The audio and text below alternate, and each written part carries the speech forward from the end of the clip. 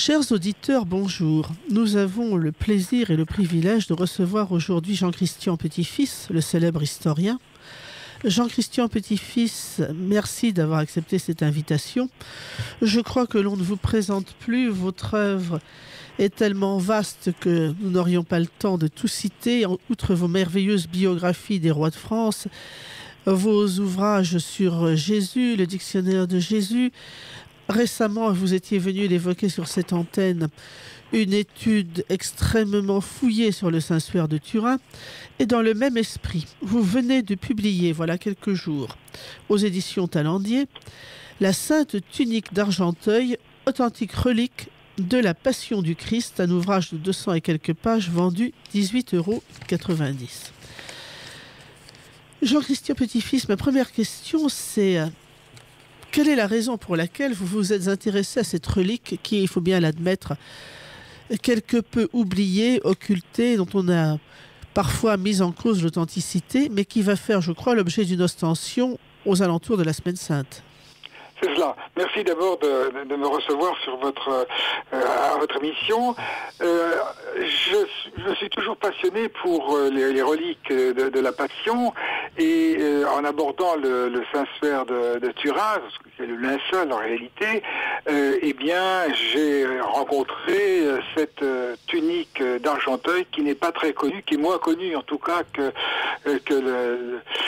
cette relique de Turin. De la même manière, j'ai rencontré aussi une autre relique de la Passion qui est le suaire d'Oviedo, qui est un grand linge de 80 cm sur 50 de large qu'on aurait mis sur le visage de Jésus au moment de sa mort et qu'il aurait conservé jusqu'à la descente au tombeau. Alors, pour quelle raison m'intéresser à ça? Parce que d'abord, il y a une relation qui existe entre ces trois reliques, donc Oviedo, Turin et puis Argenteuil. On pourra en parler sur le plan scientifique en tout cas. Et puis, en effet, parce que du 18 avril au 11 mai 2025, il va y avoir une ostension de cette magnifique relique à la basilique Saint-Denis d'Argenteuil. Ostension, ça vient du latin ostendere, c'est-à-dire montrer. On montre aux pèlerins, aux peuples qui viennent en pèlerinage, vénérer cette relique. Et donc c'est un événement important, très rare. La dernière ostension remonte à 2016. Et là, il y avait eu déjà un grand nombre de pèlerins venus, 220 000 pèlerins. Là, on en attend à peu près le double. Donc, avec des paroisses entières qui viennent avec leurs paroissiens, et puis aussi des individus, des individualités qui font la queue devant cette magnifique relique. Alors, comment se présente-t-elle? C'est un tissu de laine non mérinos, en forme de chemise, un aspect d'une grande chemise, couleur rouge brun foncé, avec des fils pas très serrés, fortement abîmée, fortement dégradée. Elle a été découpée, on en reparlera, sous la Révolution, on l'a reconstituée. Et puis il y a des parties qui manquent parce qu'il y a eu beaucoup d'échantillons qui ont été malheureusement prélevés. Alors vous faites une remarque intéressante, vous dites ce n'est pas de la laine mérinos. Cela signifie, je l'ai découvert en vous lisant d'ailleurs, que c'est une laine appartenant à des moutons d'une espèce intermédiaire entre le mouton sauvage, le mouflon et le mouton domestique que nous connaissons aujourd'hui, ce qui permet d'ailleurs d'une certaine manière de dater l'ancienneté de cette étoffe de laine. Voilà, c'est ça. C'est très certainement une laine de moutons anciens et non pas des moutons récents qui sont des moutons de la race mérinos. Donc ça, c'est déjà un élément évidemment pour l'authenticité. Et on en a bien d'autres. Et donc cette tunique, elle a probablement changé de couleur, ce n'est pas sa couleur d'origine, elle devait être rouge. Alors vous le dites, ce n'est pas de la pourpre, le murex, ça coûtait de véritables fortunes, personne ne pouvait s'offrir ça en dehors de la très haute aristocratie. Oui, romaine, oui, bien sûr. Mais elle est teinte probablement avec de la garance des teinturiers. Tout cela sont des signes d'authenticité et d'ancienneté de cette étoffe. Absolument. Alors tout ça nous renvoie a priori au texte de Saint Jean qui nous parle de cette tunique sans couture inconsutile, selon le terme approprié, tissé, nous dit Saint Jean, d'une seule pièce de haut en bas, et dont les soldats, que les soldats tirèrent au sort. Ils se dirent donc entre eux, je cite le texte de Saint Jean, ne la déchirons pas, mais désignons par le sort celui qui l'aura. Et Jean dit, c'était pour que l'écriture s'accomplisse. Ils se sont partagés mes vêtements et ont tiré au sort mon ami. Donc c'est un vêtement extrêmement important. Et toute la question, bien sûr, c'est de savoir s'il est authentique ou non. Alors, quand on dit sans couture, ça veut dire que même les manches ne sont pas cousues aux vêtements, elles sont tissées dans une seule pièce. Voilà. Alors il y a une légende qui dit que c'est la Vierge Marie, peut-être d'ailleurs, on ne peut pas historiquement s'y opposer, qui aurait cousu, qui aurait préparé cette tunique pour Jésus. Alors la légende en rajoute aussi, puisque on dit que la Vierge aurait tissé cette tunique à partir d'un métier familial ancien, et que pour Jésus adolescent, et qu'au fur et à mesure qu'il grandissait, la tunique grandissait. Donc là, évidemment, on entre dans la légende dorée. Mais ce qui est certain, c'est que c'est un tissu torsadé en Z, assez rare, qu'on ne trouve que dans en Syrie, Palestine. On en a retrouvé à Palmyre, par exemple, des tissus du même genre, torsadés en Z. Quand nous parlons de tunique, Jean-Christian Petit-Fils, quelle sorte de vêtements désignons-nous exactement? Est-ce que c'est une sorte de chemise qui se portait sous les autres vêtements, ou au contraire une tunique qui se portait par-dessus, un peu comme une veste aujourd'hui? Alors, il semble que ce soit une tunique du dessous. Donc, c'est une sorte de chemise qu'on portait à même la peau. Et donc, c'est un tissu très ancien, bien sûr, et on mettait au-dessus une tunique du dessus quand la nécessité se faisait ressentir, compte tenu du climat. Alors, il y a tout de même quelque chose qui est très remarquable, mais c'est vrai également du Saint-Suaire, c'est que nous avons un vêtement, ça se voyait même à l'œil nu autrefois, c'est un vêtement qui est taché de sang. Or, il y a un tabou très fort dans le judaïsme ancien à propos du sang. En principe, on ne gardait pas un linge taché de sang parce que c'était profondément impur. Donc, qu'il s'agisse du Saint-Suaire ou qu'il s'agisse de la Sainte Tunique, nous sommes devant déjà quelque chose d'étonnant. S'il s'agit de celle du Christ, et il ne peut pas s'agir d'une autre, parce qu'on aurait jeté avec horreur tout autre linge ensanglanté, pourquoi les apôtres sont-ils passés au-dessus de ce tabou? Quand on pense par exemple à Saint-Pierre sur le toit du corroyeur de Joppé qui repousse avec horreur les animaux impurs interdits par la loi, on se dit qu'il faut quand même quelque chose de lourd, de grave, pour qu'on ait gardé des linges ensanglantés. Mais vous avez tout à fait raison, il y avait une horreur des Juifs, et les premiers chrétiens, c'était les disciples et les apôtres de Jésus, qui étaient juifs, à l'égard du sang. Le sang, c'est le signe de la vie, et puis le sang d'un mort, c'est le signe d'impureté, et le sang d'un condamné à mort, c'est l'abomination.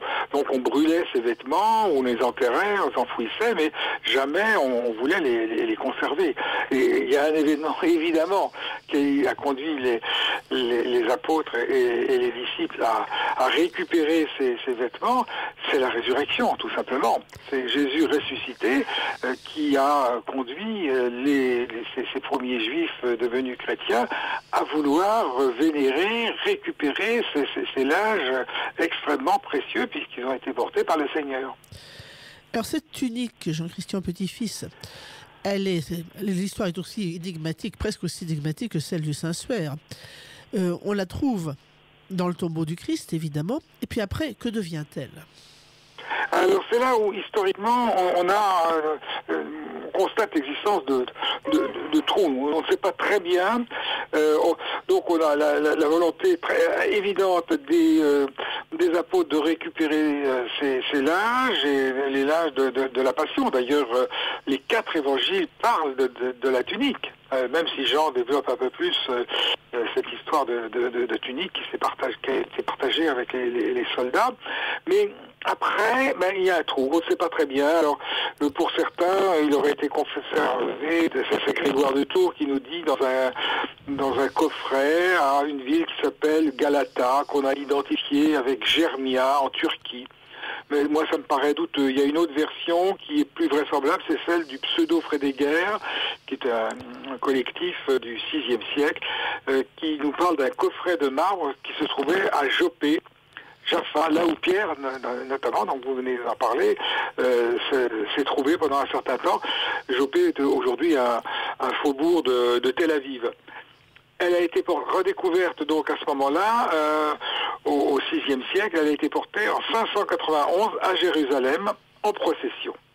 Et puis là, probablement, elle a été prise par les Perses en 614, récupérée en 628 par les chrétiens d'Orient, Héraclius, et elle aurait été transportée, comme énormément de reliques, à Constantinople. Et c'est seulement vers la fin de l'année 801 que l'impératrice Irène, dite Irène l'Athénienne, voulant se marier avec l'empereur Charlemagne pour reconstituer l'Empire romain, en quelque sorte, puisque l'Empire était divisé entre l'Orient et l'Occident, qu'elle aurait fait cadeau de cette tunique sans couture à Charlemagne. Et Charlemagne, on sait que ce mariage n'a pas eu lieu, mais Charlemagne a conservé cette tunique, probablement dans son palais d'Aix-la-Chapelle, ou dans l'église attenante, et puis vers 813, il en a fait don à sa fille, à une de ses filles, Théodrade, qui était religieuse, avant de devenir d'ailleurs abbesse d'un petit monastère bénédictin d'Argenteuil, dépendant de Saint-Denis. Et à partir de là, elle n'a pratiquement jamais quitté Argenteuil, sinon pour quelques processions dans la région. Mais la tunique va connaître quelques affres, d'abord parce que ce monastère bénédictin d'Argenteuil va être la cible, comme la plupart des établissements religieux, des grands raids vikings, et qu'on va être obligé de la cacher, la tunique. Donc, nous disions, Jean-Christian Petit-Fils, que Louis VII et toute la cour et tout le clergé va assister à cette ostension, mais donc personne n'a absolument de doute sur l'origine de la Sainte Tunique à l'époque. C'est bien la tunique sans couture du Christ. Ah, bien entendu. Et puis à nouveau, donc les ostensions se multiplient. Saint-Louis s'y rend, sa mère Blanche de Castille aussi. Des pèlerinages sont organisés avec de nombreux chrétiens qui viennent de la France entière. On a retrouvé dans la Seine, à la suite de l'effondrement du pot au change, des petites enseignes de plomb montrant combien ces ostensions étaient vénérées, et ces pèlerinages fortement suivis. On a même créé une messe de la Sainte Tunique, de la même manière d'ailleurs qu'il y a eu une messe du Saint-Sphère de Turin. François Ier a donné aussi des privilèges à Argenteuil, mais malheureusement, à nouveau, les guerres de religion vont interrompre ces processions, et puis Argenteuil va être saccagé. Heureusement, la Sainte Tunique est cachée. On la ressort à la fin des guerres de religion. Henri IV s'y rend, Louis XIII s'y rend 3 fois, avec sa mère, Marie de Médicis. Une confrérie est créée. Les bénédictins de Saint-Maur prennent en charge la gestion de la basilique à la place des anciennes religieuses. Et puis à nouveau, catastrophe, vient la Révolution française, en 1793, la terreur. Le 10 novembre, le culte catholique est interdit.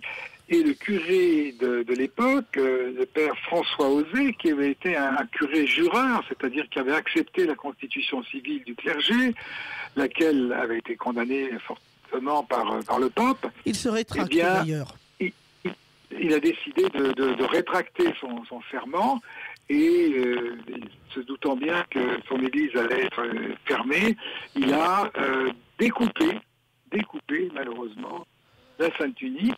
Il en a gardé les 2 ou 3 morceaux principaux, il les a enterrés dans le jardin de son presbytère, et puis il a confié le reste à ses paroissiens. Alors, on ne sait pas si c'est une idée désastreuse ou géniale.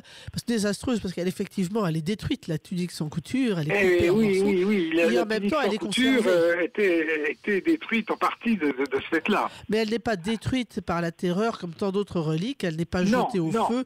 Donc, d'une certaine manière, il la préserve quand même. Voilà. C'est ce qu'on peut dire.